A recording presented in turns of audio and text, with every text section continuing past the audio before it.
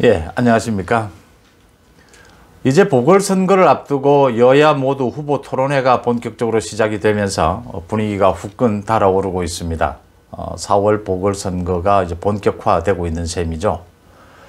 야권에서는 대선을 앞두고 보궐선거가 생기면서 서울, 부산에 뭔가 희망적인 요인, 또 보궐선거에서 후보 단일화, 또 정권 심판론 통해서 뭔가 희망을 가져볼 수 있겠다 하는 생각들을 가지고 있는데, 그래도 뭔가 불안한 구석, 뭔가 빠진 것 같은 느낌 받으실 겁니다. 그게 뭐냐?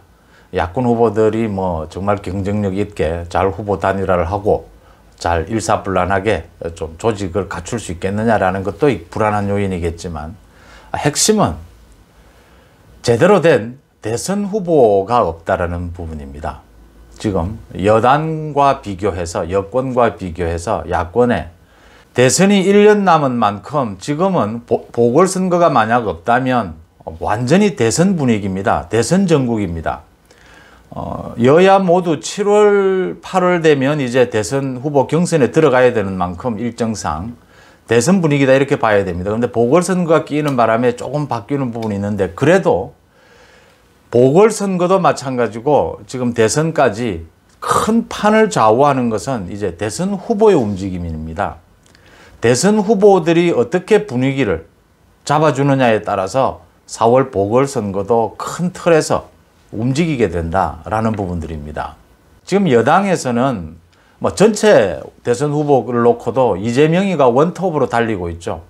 윤석열이 지금 올 새해부터 이제 대선 후보군에서 사실은 빠진다고 해야 되나요? 아니면 소극적으로 이제 대응을 못하니까 사람들의 관심에서도 멀어지게 되니까 이제 이재명이 윤석열이 처지는 그 부분까지를 흡수하면서 이재명이 빠르게 원톱으로 이재명 단독 구도, 이재명과 비이재명 이런 구도로 바뀌게 되고 있습니다. 지금 이재명이 주도하고 있는 기본소득 논쟁, 또 이재명을 견제하기 위해서 여권에서 경선을 연기하자, 이런 논쟁들이 활발하게 일어나면서 대선 구도에 관련해서는 모든 관심들이 지금 여권으로 쏠리고 있습니다. 야권은 지금 윤석열이 지금 침묵을 지키면서 새해 들면서 야권은 대선에 관한 움직임은 거의 논쟁은 사라져 버렸습니다. 지금 기본소득에 대해서 왈부왈부하는 것 자체가 이재명을 도와주는 일입니다. 두 번째, 이재명을 견제하기 위해서 여권 내부에서 경선을 연기하자, 이재명 출당시키자, 또 유시민도 등장하고 김경수도 등장을 시킵니다. 유시민은 선거 때마다 나오는 일이고 최근 움직임이 있다고는 하지만 더 지켜봐야 될 부분이고요. 이렇게 모든 이 대선에 관한 논점이 여권으로 이동을 하면서 야권, 보궐선거에서부터 야권 전체를 끌어가줄 대선 후보가 없다 보니까 지금 야권의 대선 후보는 윤석열과 홍준표밖에는 거론할 수가 없는 수준이지 않습니까? 지금 홍준표는 지금 아직 국민의힘에 입당이 안 돼 있는 상태에서 여러 가지 제한에 걸려 있고, 윤석열은 현직 검찰총장이고, 이러다 보니까 많은 논점을 여권에 뺏기고 있으면서 야당이 보궐선거부터 대선 후보가, 뚜렷한 대선 후보들의 레이싱이 펼쳐지지 않으면서 보궐선거도 힘을 받지 못하고 있다, 이런 것입니다. 이재명은 지난 추석 연휴에 정치라는 게 칼날 위에 서 있는 것처럼 외롭다라고 이 너스레를 떠는 겁니다. 이재명은 지금 아주 행복한 수준입니다. 여야를 통틀어서 대선의 이슈, 어젠다를 이재명이 쥐고 가고 있는 겁니다, 지금. 그래서 야권에서는 보궐선거를 잘 치러내기 위해서도 지금 당장 야권 대선 후보의 움직임에 주목해야 된다. 논점을 이쪽으로 끌고 와야 된다. 이쪽으로 끌고 오기 위해서는 어떤 지점에서 논점이 일어나야 되느냐? 윤석열의 침묵이 언제 깨어질 것이냐? 지금 문재인 정부는 굉장히 새해 들면서 가급적이면 윤석열과 대립각을 세우지 않으려고 하죠. 윤석열에게 말을 할 수 있는 어떤 명분을 주지 않으려고 하고 있습니다. 지금 보시면 여권이 그동안 많이 떨떠들던 민주당의 어떤 의원들도 검찰에 대한 윤석열에 대한 공격을 자제하기 시작했습니다. 지금은 거의 하지 않습니다. 이제 원전 수사나 김학의 수사에 대해서 입장을 내고 검찰에 반발하고 있는 것은 청와대가 하고 있습니다. 직접적인 명분을 주지 않겠다. 그 다음 인사에 있어서도 박범계도 뭐 여러 가지 쇼를 언론 플레이를 통해서 윤석열과 협의하는 것처럼 계속 이렇게 위장을 하고 있습니다. 여론전인 거죠. 윤석열에게 명분을 주지 않고 가급적이면 보궐선거 전에는 윤석열을 자극하지 않겠다는 거죠.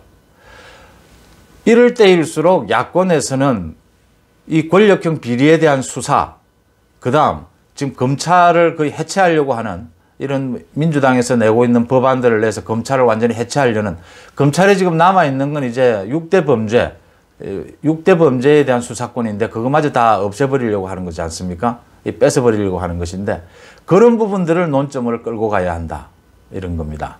그리고 야권에서는 아니면 전체에서 윤석열이 계속해서 윤석열의 정치 활동을 할 것인가, 윤석열의 대권의 가능성, 이 부분이 계속 논점이 되어줘야 한다.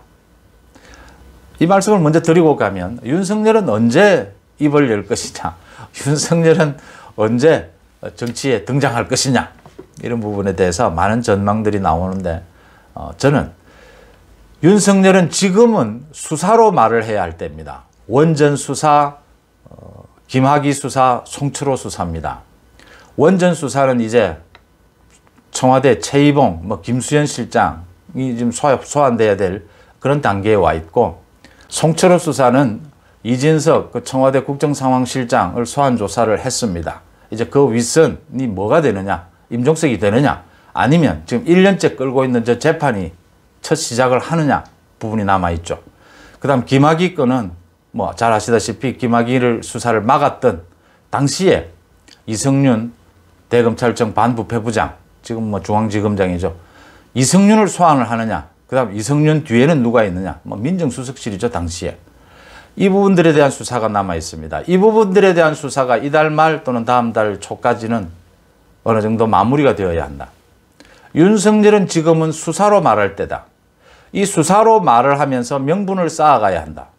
문재인 정부는 끊임없이 윤석열에게 명분을 주지 않겠지만 지금 청와대에서 나오고 있는 반응에 따라서, 반응을 보시다시피 대통령 공약인 원전을 왜 수사하느냐, 김학의 건이 뭐가 문제가 그렇게 있느냐라는 것들로 반박을 하고 있죠. 청와대도 적극적으로 반박하게 나서지 않을 수 없는 상황으로 몰아가진다면 이 검찰의 수사 결과가 그 칼끝이 청와대를 향했을 때 윤석열에게는 명분이 쌓이게 된다. 그게 3월 초쯤.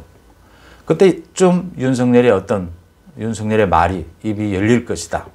그 다음 지금 검찰을 완전히 해체하려고 하는 저 움직임, 이것에 대해서 윤석열 총장도 뚜렷한 어떤 입장이 있어야 나오게 될 것이다. 또 나와야 한다. 그게 아니면 의미가 없다. 윤석열 총장이 얘기하는 검찰의 독립, 중립을 지키기 위해서는 지금은 검찰총장으로서 권력형 비리에 대한 수사를 하는 단계가 중요하지만 더 나아가서 이젠 정치의 영역에서 뭔가 문제를 풀지 않으면 지금 나와 있는 소위 검찰에 대해서 수사권을 완전히 다 뺏어버리고 이제 공수처도 생기게 될 테고 4월 초가 되면요. 그렇게 되는 상황에서 윤석열 총장도 정치적인 입장, 자기 입장을 이제 구체화할 때가 될 것이다. 저는 이렇게 봅니다. 최근에 재밌는 것이 이렇게 관련해가지고 윤석열 총장의 최측근이라고 그러죠. 한동훈 검사장. 지금은 3번이나 좌천을 당해서 법무연수원 연구위원으로 가 있죠. 한동훈 검사장이 인터뷰를 했어요. 언론의 인터뷰를. 정식으로 인터뷰를 한 건 처음이지 않을까 싶은데 굉장히 꼼꼼하고 치밀한 성격이 드러나는 그런 인터뷰였습니다. 한동훈 검사장의 인터뷰 내용이 윤석열 검찰총장의 생각과 거의 다 있지 않나, 이런 생각을 하게 되는 내용이었습니다. 작정을 하고 인터뷰를 한 것이긴 하지만 말은 굉장히 조심스러웠고 굉장히 예민한 부분에 대해서는 굉장히 정제된 언어로서 얘기를 했다, 이런 느낌을 받았습니다.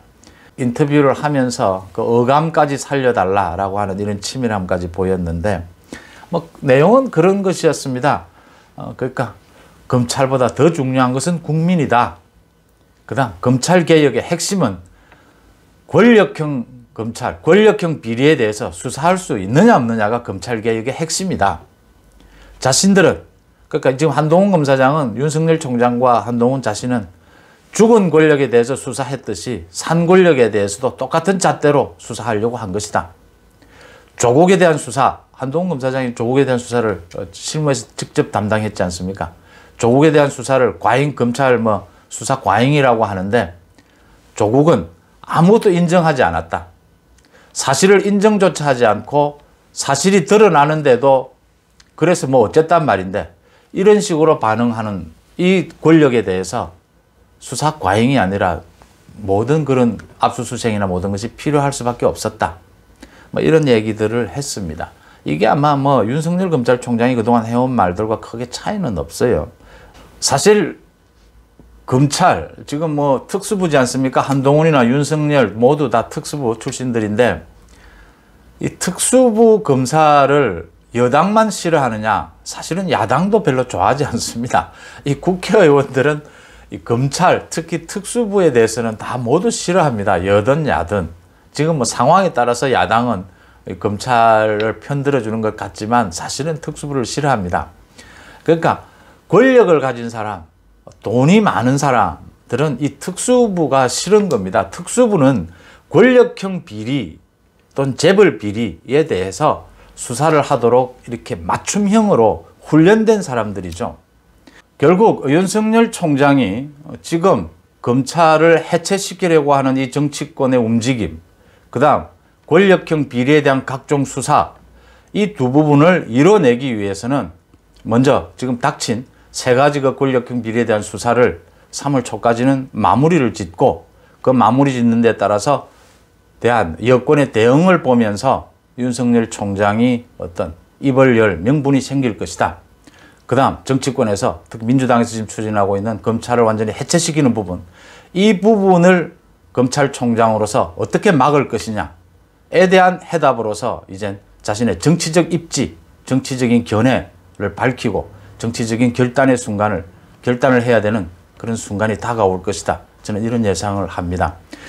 여러분들과 같이 생각을 공유하고 싶은 것은 야당의 그 보궐선거 전체를 이끌어줄 당당한 대선 후보, 유망한 대선 후보들이 나와줘야 어떤 형태로든지 직간접적으로 유망한 대선 후보들이 4월 보궐선거를 끌어줘야 이길 수 있다. 이런 생각을 여러분들과 같이 하고자 합니다. 고맙습니다.